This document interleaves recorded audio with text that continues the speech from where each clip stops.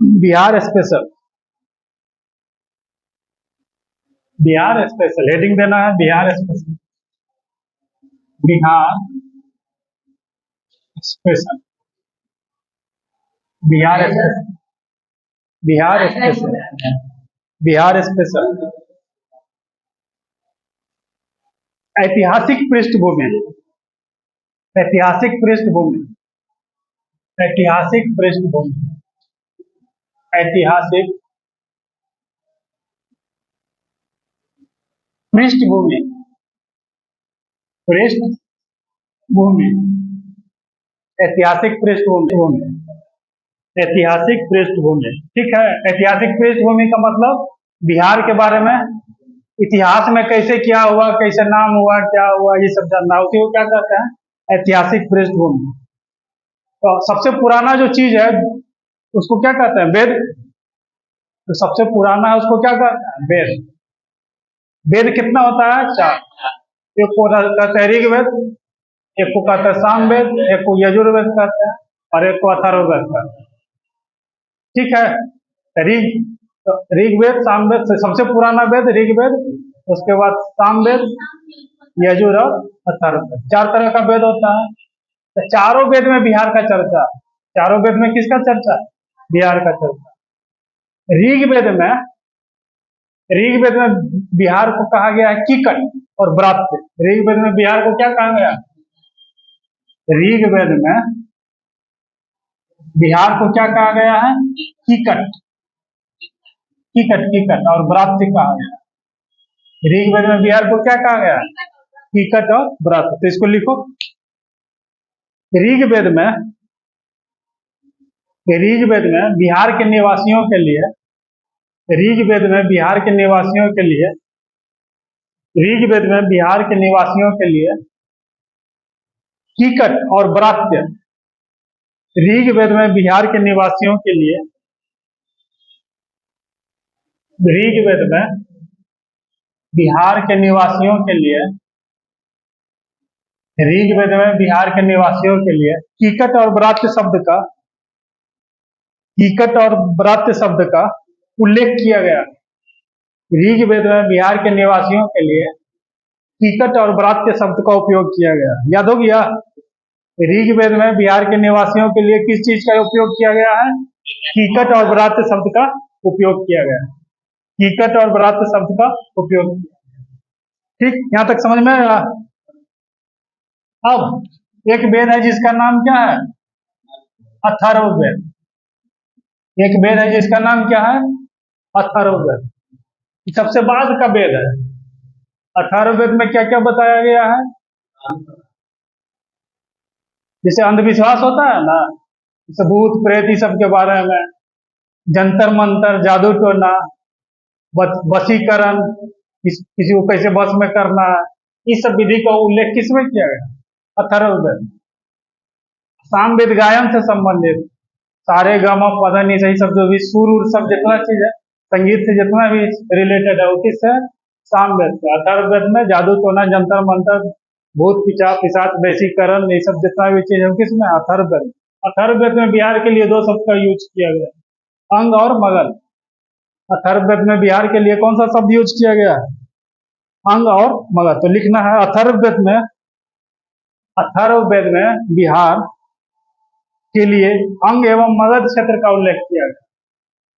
अथर्ववेद में बिहार के लिए अंग एवं मगध क्षेत्र का उल्लेख किया गया, अंग एवं मगध क्षेत्र का उल्लेख किया गया। लिख लिए। तो देखो 3 गो महाजनपद था। पहले आदमी सब ऐसी जंगल उंगल में न रहता था। बिहार के लिए, बिहार के क्षेत्र के लिए, हाँ वहां पर निवासी हो गए, यहाँ पर बिहार का क्षेत्र। हाँ,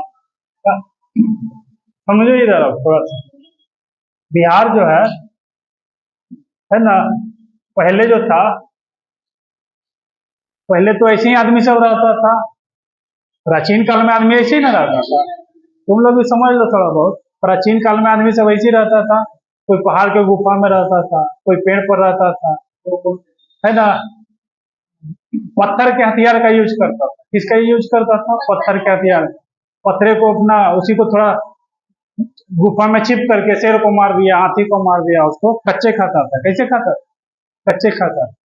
और पच भी जाता था। उस समय के आदमी का ऐसा बनावट था कि क्या हो जाता था? पच जाता था। ठीक है। फिर धीरे धीरे क्या हुआ, थोड़ा सा आदमी उन्नत हुआ। पत्थर को रख दिया पानी में, देखा कि पानी में बह के जा रहा, पत्थर घिस रहा है। घिसते घिसते देखा कि नुकीला हो गया पत्थर। क्या हो गया? नुकीला हो गया। उससे हम जानवर को मारे था और अच्छा से कटे, धार आ गया ना उसमें। आदमी समझा कि नहीं, इसको अगर धार को तेज कर देंगे और अच्छा से उसको मैंने किया जा सकता है। तो धीरे धीरे करते करते करते करते फिर कुछ आदमी जंगल में घूमते घामते देखा, मान लो कि आम गिरा हुआ या कोई फल गिरा हुआ, उसको खाया। खाया ना, उसका गुठली निकला, आठी निकला, निकला ना, उसको फेंक दिया। फेंक दिया। फिर वर्षा वर्षा का सीजन आया, फिर देखा कि अरे उसमें से तो पेड़ निकल रहा है। नहीं समझे? उससे क्या निकल रहा है? पेड़ निकल रहा है। तो शुरू में तो तोड़ता है कि फेंक दिया। फिर देखा कि जितना चीज फेंक रहा है उसका बीज से क्या होगा? पौधा निकल रहा है। सोचा कि अरे ये तो बहुत बढ़िया चीज है। धीरे धीरे आदमी खेती करना सीख लिया। क्या सीख लिया? खेती करना सीख लिया। तो खेती करना सीख लिया तो पहले इन्हें उन्हें जो घूमते रहता था, अब क्या करने लगा? एक जगह रह के खेती करने लगा। उस तरह से मोहल्ला का विकास, गांव का विकास हुआ। हुआ कि नहीं? तो गांव का विकास हुआ। फिर धीरे धीरे गांव मिल करके, 10 गो गांव मिल करके कबीला का निर्माण किया। किसका निर्माण किया? कबीला। फिल्म उल्म में दिखाता है ना कबीला। कबीला का सरदार होता है, दूसरा कोई आ जाता है, तो कबीला का निर्माण हुआ। ठीक है। अब कबीला का निर्माण हुआ, आदमी खेती करने लगा। खेती करने लगा तो खेती करने लगा तो जैसे मान लेते हैं कि धान है या कोई चीज है, तो उसका जो कटता है तो भूसा वूसा बनता है ना, तो उसको कहाँ फेंके? तो देखा कि जानवर इसको खा रहा है। जानवर सब इसको क्या कर रहा है? खा रहा है। गाय भैंस सब का खा रहा है। तो धीरे धीरे आदमी जानवर पालन, पशु पालन करने लगा। क्या करने लगा? पशुपालन। उससे उसको मांस हो जाता था, दूध हो जाता था। नहीं समझ में आया? मांस दूध हो जाता था। तो धीरे धीरे क्या किया, आदमी सब एक जगह रहने लगा। रहने लगा और जानवर को चराने के लिए छोड़ दिया। जानवर जानवर गया घास फूस चर गया। अब जानवर का संख्या ज्यादा हो गया तो चारागाह के लिए लड़ाई होने लगा। क्या होने लगा? ये मेरा क्षेत्र है, वो क्या, वो मेरा क्षेत्र है। समझ में आया? तो चारागाह के लिए लड़ाई होने लगा। कबीला सब क्या हुआ, जो मजबूत कबीला हो मेरा है, रंगदारी हो गया, ये मेरा क्षेत्र हो गया, ये हम कब्जा कर लिया। तो धीरे धीरे क्या हो गया, जनपद का निर्माण हुआ। माने बड़ा बड़ा मोहल्ला जैसा क्षेत्र का निर्माण हुआ, जिसको जनपद कहते हैं। धीरे धीरे किसका निर्माण हुआ? जनपद का निर्माण हुआ। समझे? और वही जनपद से धीरे धीरे तो जनपद का, जनपद जब बड़ा हो गया तो उसको महाजनपद कहने लगे। जनपद जब बड़ा हो गया तो उसको क्या कहने लगे? महाजनपद। ठीक है। तब 16 महाजनपद का जिक्र किया गया। बहुत इंपॉर्टेंट है ये सब चीज। 16 महाजनपद का जिक्र किया गया है। कि 16 महाजनपद की जानकारी कहाँ से मिलता है? 2 ग्रंथ से मिलता है। क्वेश्चन आया है कि 16 महाजनपदों की जानकारी किससे मिलती है? तो 2 ग्रंथ से।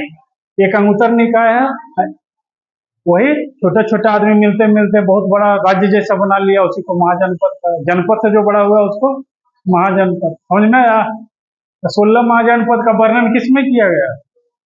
2 किताब, भगवती सूत्र और अंगुत्तर निकाय, है ना। भगवती सूत्र और अंगुत्तर निकाय में 16 महाजनपद का उल्लेख किया गया। उस 16 महाजनपद में 3 महाजनपद कहाँ था? बिहार में। 16 महाजनपद में 3 महाजनपद कहाँ था? बिहार में। एक का नाम था अंग, एक का नाम था मगध और एक का नाम था बज्जी। अंग, मगध और बज्जी। 18 वेद में 2 का जिक्र किया गया। कितना का जिक्र किया गया? 2। अंग, अंग भागलपुर और मुजफ्फर, भागलपुर का क्षेत्र आता है। अंग किसका क्षेत्र आता है? भागलपुर का क्षेत्र। मगध में पटना आता है। मगध किस में आता है? पटना में। बज्जी जो है वो गंगा जी के उस वैशाली मुजफ्फरपुर सब क्षेत्र है ना, वो बज्जी में आता है। तो मगध का जो शासक, मगध जो था, देखो बिहार कितना आगे था पहले। मगध जो था ना, मगध बिहार में ना था, ये इतना शक्तिशाली था कि धीरे धीरे सबको हरा दिया। 16 जो महाजनपद था ना, बहुतों को सबको लगभग क्या कर दिया, इसके सामने कोई नहीं टिकता था। तो मगध सबसे शक्तिशाली हो गया। यहाँ एक राजा था उसका नाम था बृहद्रथ। एक राजा था, उसका नाम क्या था, बृहद्रथ। उसके बेटा का नाम था जरासंध। उसके बेटा का नाम क्या था, जरासंध। जरासंध का लड़ाई हुआ था भीम से, राजगीर में है ना ये सब। जरासंध का अखाड़ा का है ना राजगीर में। तो जरासंध का लड़ाई किससे हुआ था, भीम से। ये सब महाभारत में देखने को मिलता है। हाँ, तो जरासंध जरासंध का लड़ाई किससे हुआ था, भीम से। वही ना जरासंध था। जरासंध जो था एक जरासंध जो था ना, जन्म लिया था ना। जरासंध जब जन्म लिया था, बात को समझो ठीक से। जरासंध जब जन्म लिया था ना, तो दो भाग में बटा हुआ था। कितना भाग में बटा हुआ था, दो भाग में। उसका मैंने जन्म लिया तो देखा दो भाग में बटल है, तो ये कौन काम था, फेंक दिया कूड़ा पर ले जाकर। जरासंध को क्या किया, कूड़ा पर ले जा करके फेंक दिया। मृत बच्चा है तो उसको फेंकिए ना देगा। ये वो राक्षिणी थी, राक्षसी। उस राक्षिणी का नाम था जरा राक्षसी। राक्षिणी का नाम क्या था, जरा राक्षसी। जा रही थी, देखी कि दो बच्चा है, बिच्चे से ऐसे दो भाग में बटल। तो वो क्या, तो लेके दोनों को सटाई ना इसे। देखी कि अरे दो अलग अलग, जैसे सटाई तो जिंदा हो गया लड़का, क्या हो गया, जिंदा हो गया। उसी का नाम क्या पड़ा, जरासंध। क्योंकि जरा राज से उसको जोड़े, उसका नाम क्या पड़ गया, जरासंध। अब जब उसका भीम से युद्ध हुआ, तो भीम लड़ते लड़ते उसको हरा देता था। कुश्ती युद्ध हुआ। कैसा युद्ध हुआ, कुश्ती वाला युद्ध, समझ रहे हो ना। तो भीम जीत जाता था तो उसको ऐसे बीचे से ऐसे अलग अलग कर देता था, समझा। एगो एन्ने फेंक देता था, तो एगो एन्ने फेंक देता था। दोनों ऐसे ऐसे होते होते आता था, फिर सट जाता था। नहीं समझ रहे हो बात, दोनों ऐसे ऐसे आता था, फिर सट के फिर हा हा करके हंसने लगता था। देखियो टीवी में भी होगा, सीरियल में भी होगा, है ना। भीम बेचारा परेशान परेशान हो गया, वो राक्षस मरे के नामे नहीं ले रहा है जरा सा। समझ में आया। तब तब कृष्ण भगवान, वो तो सब कुछ जानते हैं ना। वैसे की है, वो दतमन होता है ना, दतमन ऐसे समझते हो, दतमन, दातुन। हाँ, तो उसको क्या किया ना,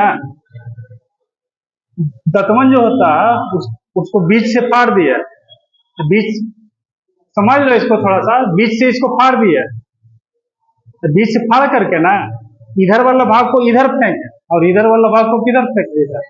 नहीं समझा, इसको बीच से फाड़ दिए, इधर वाला भाग को इधर, इधर वाला भाग को इधर।